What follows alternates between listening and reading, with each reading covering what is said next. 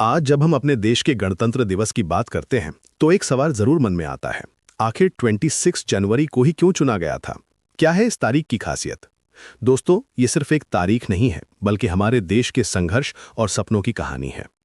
सन 1930 में जब अंग्रेजों ने भारत को डोमिनियन स्टेटस देने की बात कही थी, तो कांग्रेस ने इसे साफ मना कर दिया था। 26 जनवरी 1930 को इंडियन नेशनल कांग्रेस ने पूर्ण स्वराज का ऐलान किया था।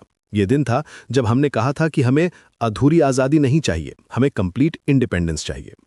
इसीलिए जब हमारा संविधान तैयार हुआ तो इसी दिन को चुना गया।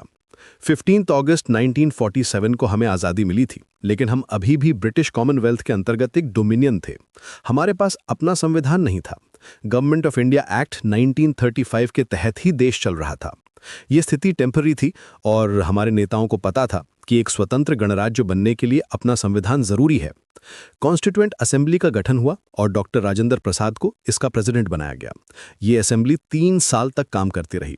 हर छोटी से छोटी बात पर बहस हुई, हर आर्टिकल पर चर्चा हुई।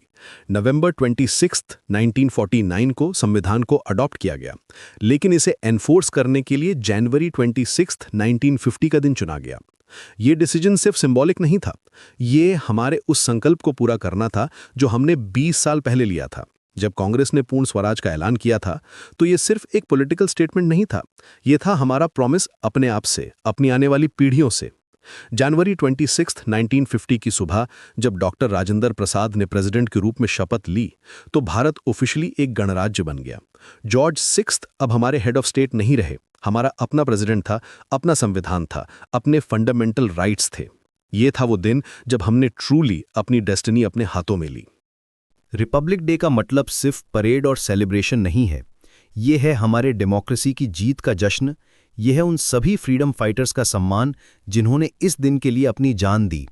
ये है हमारे संविधान निर्माताओं का ट्रिब्यूट जिन्होंने दुनिया का सबसे डिटेल्ड और कॉम्प्रहेंसिव संविधान बनाया।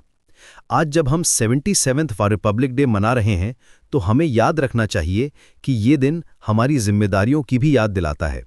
हमारे फंडामेंटल राइट्स के साथ फंडामेंटल ड्यूटीज भी आते हैं। हमारा संविधान हमें इक्वालिटी, लिबर्टी और जस्टिस का वादा देता है, लेकिन इसे सच बनाना हमारी जिम्मेदारी है।